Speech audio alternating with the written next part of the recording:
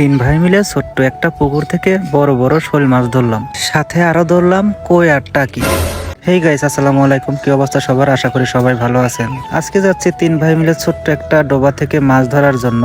আমরা যেখানে মাছ ধরতে যাব সেই জায়গাটা আমাদের বাসা থেকে একটু দূরে, তাই তিন ভাই হেঁটে হেঁটেই যাচ্ছিলাম। আমরা কিছু সময় হাঁটার পর অবশেষে সেই জায়গাটায় এসে পৌঁছালাম। আর এই জায়গাটা মূলত আমরা গত শুক্রবারে নামাজ পড়তে এসে দেখে গিয়েছিলাম ফয়সাল ভাই আর আমি। পরে আমরা সুমন ভাইয়ের সাথে নিলাম, কারণ মাছ মারার জন্য আমি এতটা পারদর্শী না। পানিতে নেমে আমি চেক দিচ্ছি যে আসলে এখানে পানি কতটুকু আছে, আমাদের সাহসে কুলাবে কিনা। যদি পানি বেশি হয়ে যায় তাহলে আমাদের পানিটা সেচা কষ্ট হয়ে যাবে, কারণ আমরা তিনজনই রোজা আছি। কিন্তু না, আমি নেমে দেখি পানিটা অনেক কম।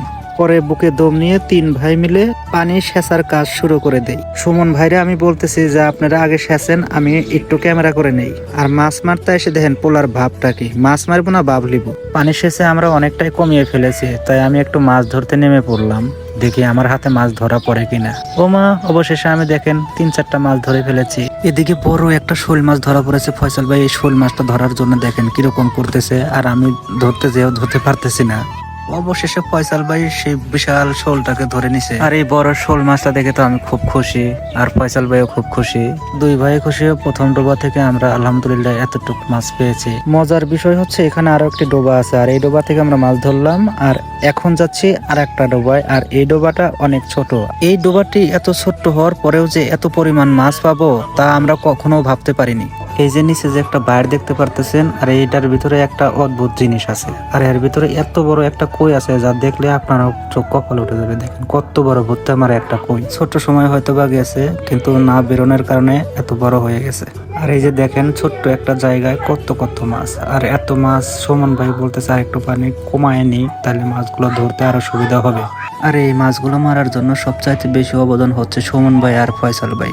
আর তারা না থাকলে আমি তো একটা মাছ ধরতে পারতাম না, কারণ মাছ আমার দেখলেই হাসি দিয়ে অন্যদিকে চলে যায়। যাই হোক, এদিকে ফয়সাল ভাই আর সুমন ভাই আমার মাছ ধরে ধরে দেয়, আমি সেই মাছগুলো বালতির ভিতরে রেখে দিই। আর এভাবেই তিন ভাই মজা করতেছিলাম আর মাছগুলো ধরতেছিলাম। আর সুমন ভাই কিন্তু সবচাইতে বেশি মাছ ধরতেছে। ফয়সাল ভাইও কিন্তু কম না, ফয়সাল ভাইও মাছ ধরতে অনেক পাকাপোক্ত। কিন্তু আমি মাছ ধরতেছি না, কারণ আমি ভিডিও করতেছি। আর এদিকে সুমন ভাই একটা বড় দেখা কই ধরে আমার বলতেছে দেখেন কত বড় কই। আমি দেখলাম আসলে অনেক বড় কই।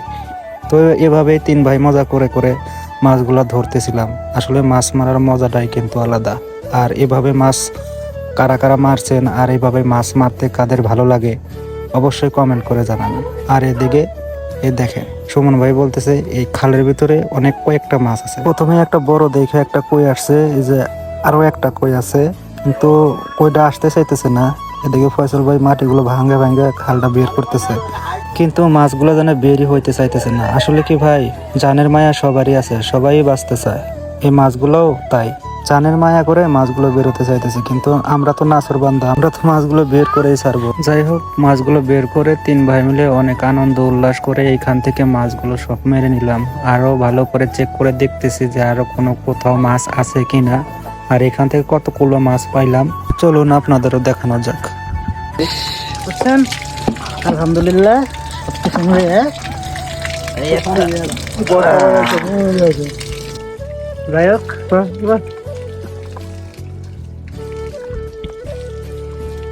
ঠিক আছে, সবাই ভালো থাকবেন। Tata, bye bye.